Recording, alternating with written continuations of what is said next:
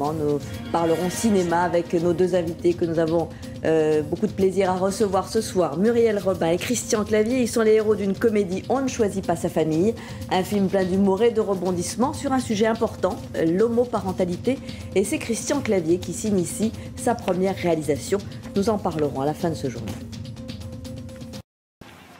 Et avant de parler cinéma avec nos deux invités, Muriel Robin et Christian Clavier, ouvrons une page consacrée au grand et au cinéma. Voici donc une comédie intitulée On ne choisit pas sa famille. C'est le premier film réalisé par Christian Clavier qui a réuni autour de lui une bande d'acteurs, enfin ses amis, sont les plus populaires.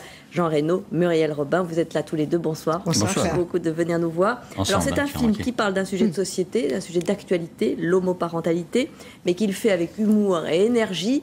L'histoire de deux femmes qui veulent adopter une petite fille en Thaïlande et qui vont devoir accomplir un véritable parcours du combattant. C'est plein de rebondissements, on en parle dans un instant, mais Bénédicte Duran d'abord nous présente le film. Vous deux, vous voulez un enfant? Pour adopter un enfant en Thaïlande, Alex et Kim s'accompagnent donc une seule solution. Excusez mon retard, j'étais parti sur Orly, mais ça c'est l'habitude du Club Med. Alors, Faire passer César, le frère de Kim, pour le mari d'Alex. Parler de choc des cultures. Entre Alex et César, le mot est faible. Le western avec les deux cow-boys qui se... Comment ça s'appelait déjà un super film. Le secret de Baden-Baden. Brokeback Mountain, parce que Baden-Baden, c'est une ville en Allemagne. Évidemment, en Thaïlande, une cascade de mésaventures attend nos vrais faux époux, pistés de près par le docteur Louis, médecin de l'orphelinat, très soupçonneux. Fréquence des rapports conjugaux par mois. Un bon moyen de débusquer des faux couples. Votre femme a répondu 4 fois et vous 12 fois. Bonjour. Les bronzés, les visiteurs, les anges gardiens. Christian Clavier a déjà signé 17 scénarios. Mais c'est la première fois qu'il passe à la réalisation. Quelquefois, il est très grave. On a l'impression qu'il vient de perdre la moitié de sa famille, quoi. J'ai dit, ça va, Christian? Mais oui, pourquoi, Jean? Et en fait, c'est parce qu'il est dans sa tête, quoi. Parce qu'il prend avec gravité son métier et sa vie. Depuis Les Visiteurs 2, il y a 14 ans, Muriel Robin et Christian Clavier n'avaient pas tourné ensemble. C'est le même arbre, hein, mais c'est pas la même branche. Parce que Muriel, pareil, elle déforme, notamment le langage. Si vous lui demandez d'attraper un mot et d'en faire quelque chose, vous allez voir, c'est à mourir de rire. Ils ont pas de normes.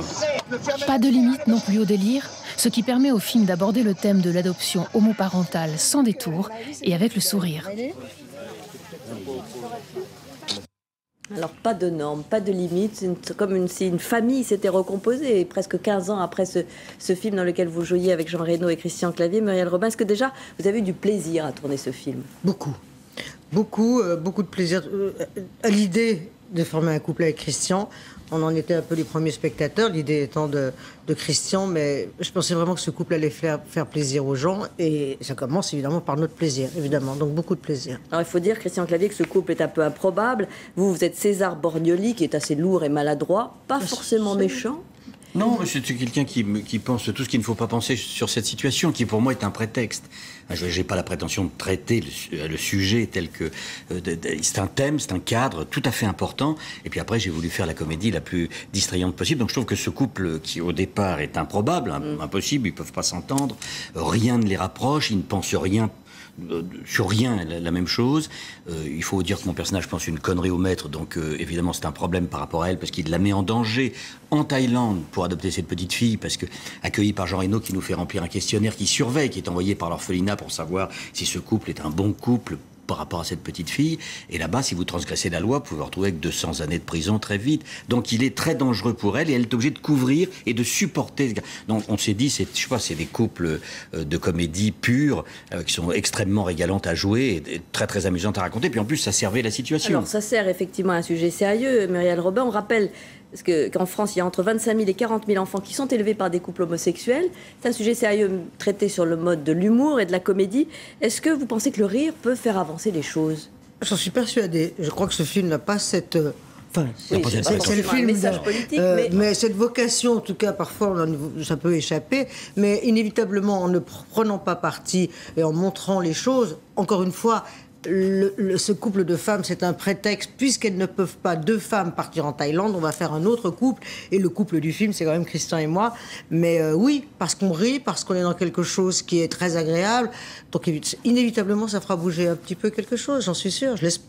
Ça serait bien, mais c'est pas le... En tout cas, ce qui est amusant, c'est de laisser vivre la situation. C'est comme dans Le Père Noël est une ordure, s'il y avait que Katia et Zézette qui venaient, et pas Mortez et Thérèse pour les accueillir, ben là c'est pareil, il y a César Borgnoli, et puis il y a Kim de l'autre côté, et puis il y a Louis, enfin le personnage interprété par Jean Reno, et Elena de Guerra aussi, qui est ma sœur. C'est effectivement votre idée. C'est un quatuor le film, plus la petite fille au bout du compte. Donc je laisse vivre la situation et les personnages dans leur réalité, puis après je m'en amuse.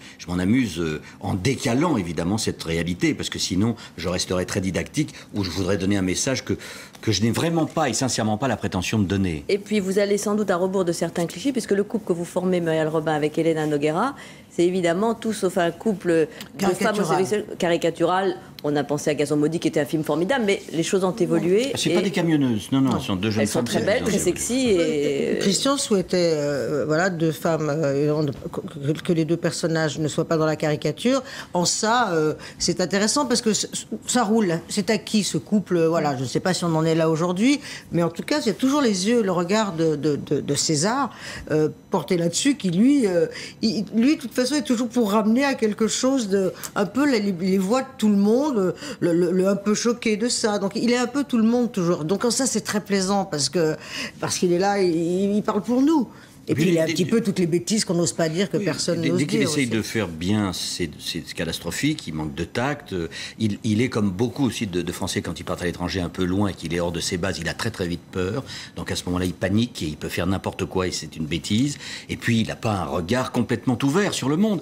Mais pas non plus sectaire. Pas du tout, il n'a pas mauvais fond. Il a des problèmes d'argent. Voilà, il vend des voitures italiennes de prestige. C'est un concessionnaire de voitures et donc il est complètement décalé dans cette situation-là. Mais comme beaucoup de gens pourraient l'être, d'ailleurs. Et c'est ça qui est amusant.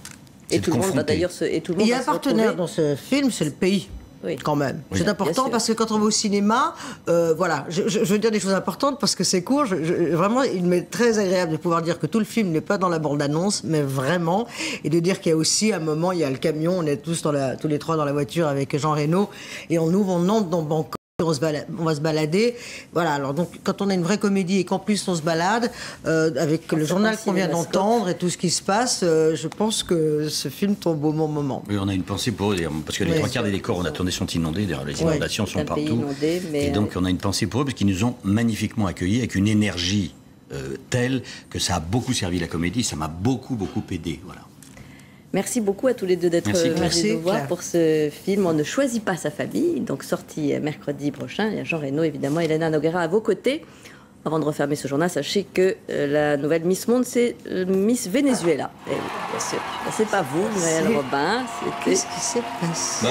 C'est Miss Venezuela, la voici. Elle a 22 ans. en 92. Oui, 92. Muriel l'avait été contre une Bolivienne, je crois. Oui, et vous aviez aussi d'ailleurs plus d'une centaine de concurrentes à l'époque, comme cette jeune femme. Oui, tout à fait. J'étais moche à l'époque.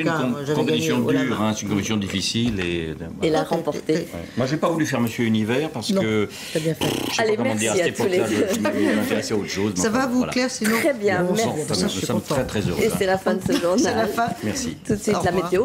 Donc on ne choisit pas sa famille. On ne choisit pas sa famille, c'est mercredi. Et la météo, c'est Catherine Laborde. Et puis ce sera encore du cinéma pour le dimanche soir de Dark Knight, le Chevalier Noir. De nouvelles aventures de Batman. Demain, pour l'information, vous retrouverez Jean-Pierre Pernaut à 13h et Laurence Ferrari à 20h. Très bonne soirée sur TF1. Merci.